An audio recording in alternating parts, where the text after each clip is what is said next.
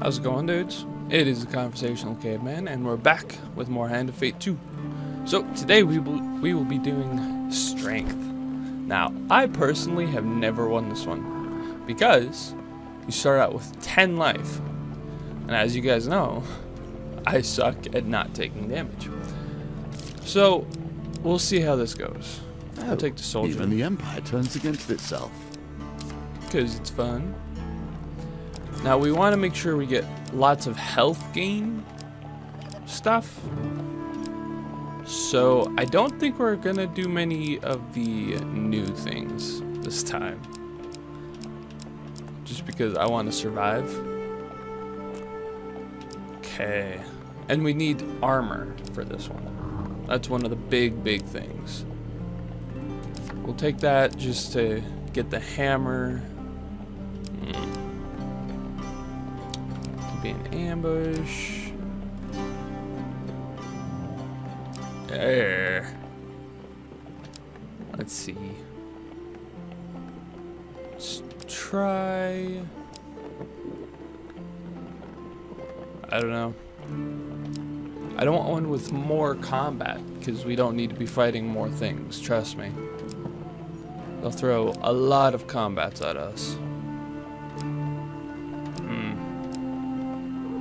Gain life, yes.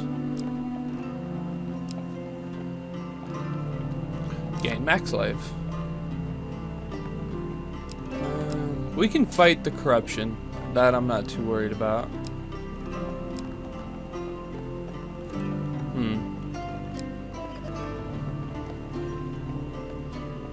Gain any, lose any, get a blessing. Definitely the old maiden. Yeah, we'll take that. 3 more. We want to be able to see the map because there's certain things that we want to be able to avoid, if at all possible. Map reveal. One more. Let's see.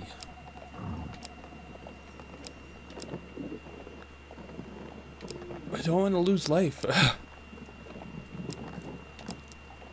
mean, we really don't want to lose life. I don't know, guys. Let's go with that one. I know it's a possibility of being attacked, but... And for this one, we need armor. So, we're definitely going to grab the pieces of armor that give the most. I think will be those few. Now I've tried this pretty far into the game itself, and I still haven't been able to do it, so we'll see how it goes this time.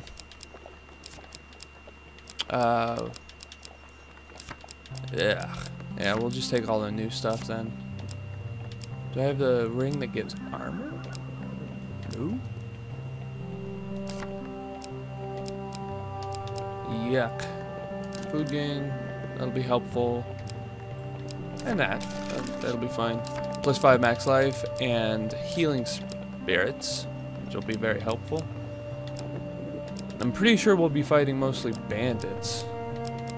So we'll take that. I'm pretty sure. No, we're fighting an ogre.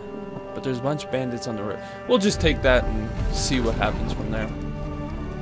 It seems you too are hasty. Here is our evidence of your eagerness to leap into difficulties you cannot face. You must know yourself, hone yourself, sharpen your wits and your sword against the challenges ahead. I need health, but since we had that +5 to max health, we're still at 15, which is pretty helpful.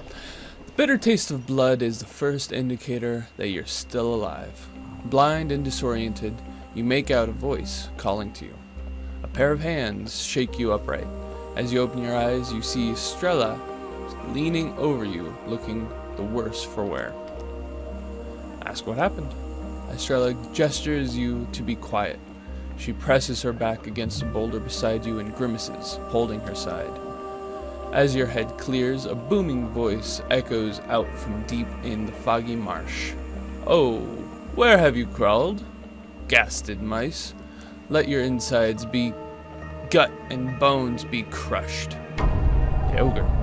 You peer on the rock, and from the mist steps an ogre, 3 times as tall as a man, and with a lumpen, vicious face.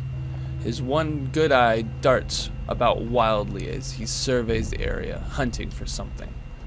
The ogre grunts and scoops up a broken, shining trinket from the ground, splashing red with blood. Ruined with your dirty blood, wretched cut purses, riven with your dirty blood. Oh, I see. Riven in 2. His great hideous face turns red. If thou listen, here, I will find the twin, and I will eat thine eyes. The ogre lifts his club and smashes a tree trunk in anger. The tree creaks and crashes to the ground as Draknar the ogre turns and disappears back into the mist. Estrella grimaces as she holds her side, attempting to hide the severity of her injuries. Here you are. Here, you are injured. She throws you a medicinal herb bun. Weak to your bone, you gratefully take a bite. Go. Oh, skip something. Sorry, guys. Estrella scoffs, one of her eyes closed with blood. That wretched relic we sought, I believe there is a curse on it. With a sinking realization, you pull the other half of the ogre's trinket from your pack. Sure enough, you feel a wrongness emanating from it. Half of Odysseus' charm.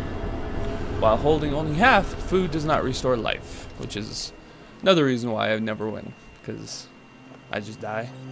A stab of hunger hits your stomach. There is only one thing for it. You must steal back the other half from the ogre that almost killed you. The closest town is Draper.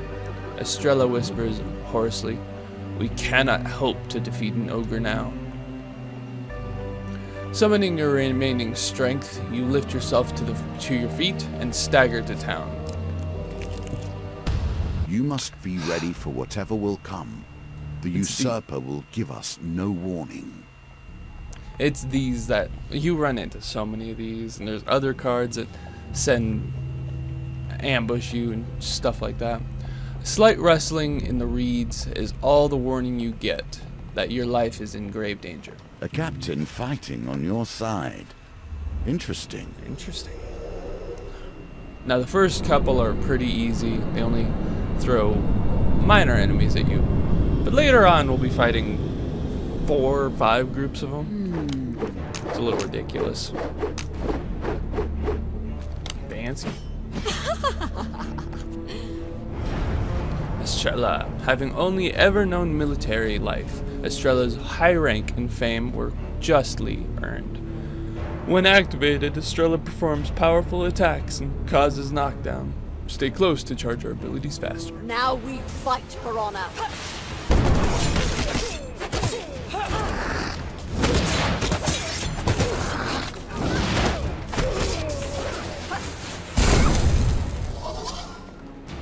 I'll let you guys see what she does.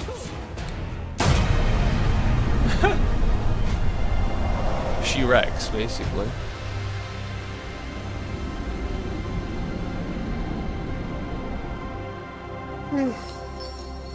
With the thugs subdued, you search the area for supplies. You gain 2 fame. And some more food, which is really helpful. I admire that you have other skills beyond violence. Yet, if there's one thing that the usurper has taught me, it's that violence can sometimes answer questions that otherwise have none. The poor weather slows your day's journey. To avoid the swelling bogs, you press on to higher ground and happen upon an old road through the marshland. To the left, you see a group of cloaked thieves blocking the road. So this is another one. You check the path to the right. You hear the distant sound of a group of raiders squabbling in the northern tongue. The dealer reveals the next frost.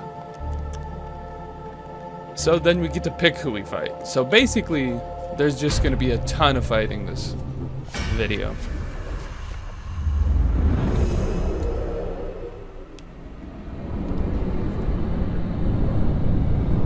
The Brigand's Blades. Almost look like butcher knives. Fancy looking, I like them. Brigand's blades, a sharp knife quickly applied under cover of night, has long been the tool of footpads and criminals. 2 arms!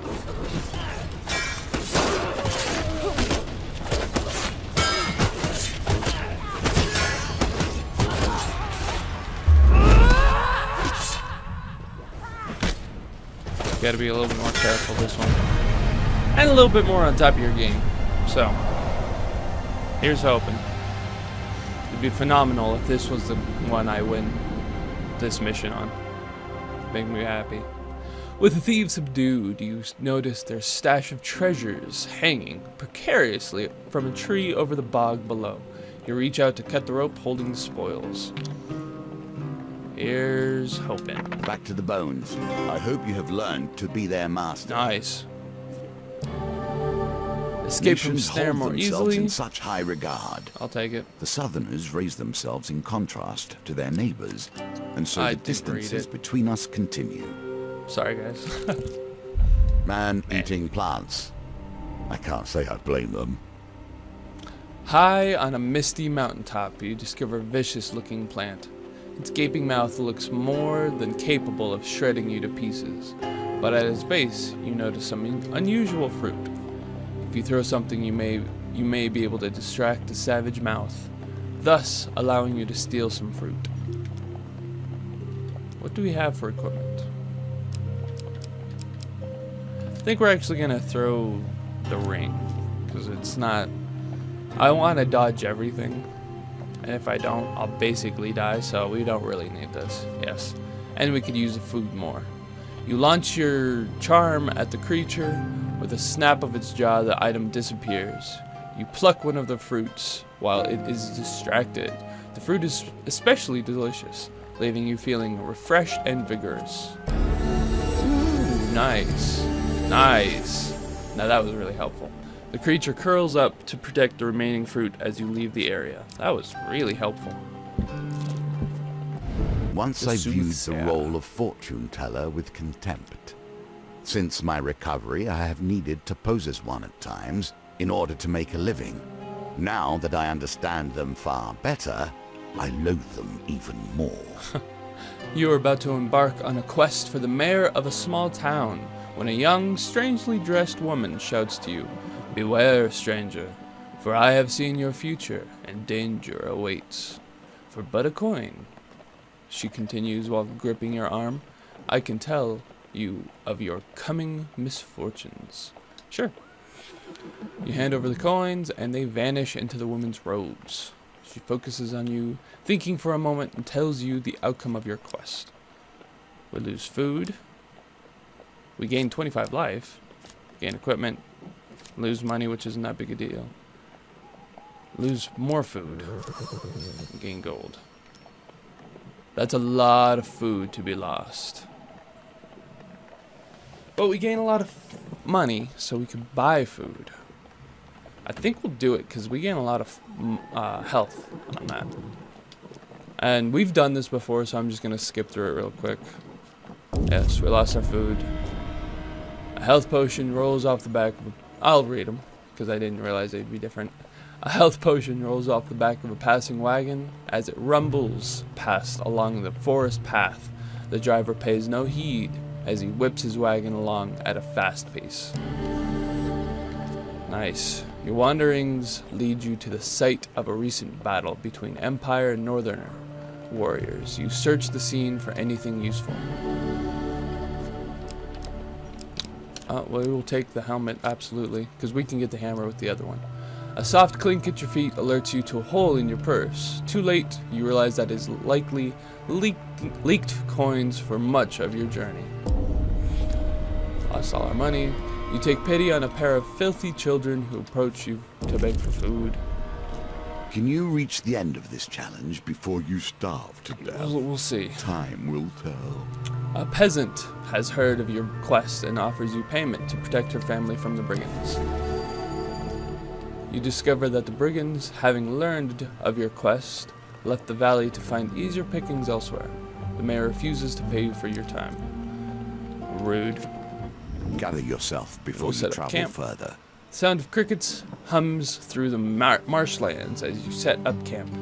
The wood is damp, Estrella says, trying to light the campfire. At last, the fire sputters into life and you huddle together to keep warm. A spindly hag beckons you towards her shabby stall on the edge of the marsh's path. Okay. Let's buy some food. Oh, that is expensive. Oh, shoot. That's not good, guys. I thought it would be cheaper than that. Well, we will use our healing artifact, because then we're going to be at 90 health. And that is amazing. Okay. Now we can sell this for 1, I realize, but it's better than nothing. And we will be getting a better weapon, so we might just sell this as well. But first, it's 15. Oh yeah, that's the perfect amount to get however much that was. Yes, we'll sell it. That's fine. Buy food. 3 food. We're not doing too hot, but I think we can make it. Break camp. We move out. Push forward King's Road. towards your final confrontation. You find your way out of the mire and onto the road to Draper. You continue on. Too many words obscure the actual truth of the matter. Sometimes simple actions tell all. Approaching Draper's gates, you notice a woman of enormous stature, dressed in a blue tunic and leather apron. 3 smithing hammers hang from her waist. Our last companion. The woman rushes forward and embraces you, bearing you in her chest. The gods be praised, she cries. I thought you'd surely be dead. She releases you and looks at you up and down. Look at you, she says before you can get a word in. It's a miracle you were able to survive that beast and recover so quickly. You must be truly blessed. She whips around to face your companion. Estrella, she bellows, you call yourself a captain of the Empire? Letting this poor girl go off to fight an ogre unprepared? You should know better. Estrella adjusts a bloodied bandage and shrugs. She insisted. As she pauses for breath, you seize your chance to interrupt. Ask who she is. I'm Ariadne?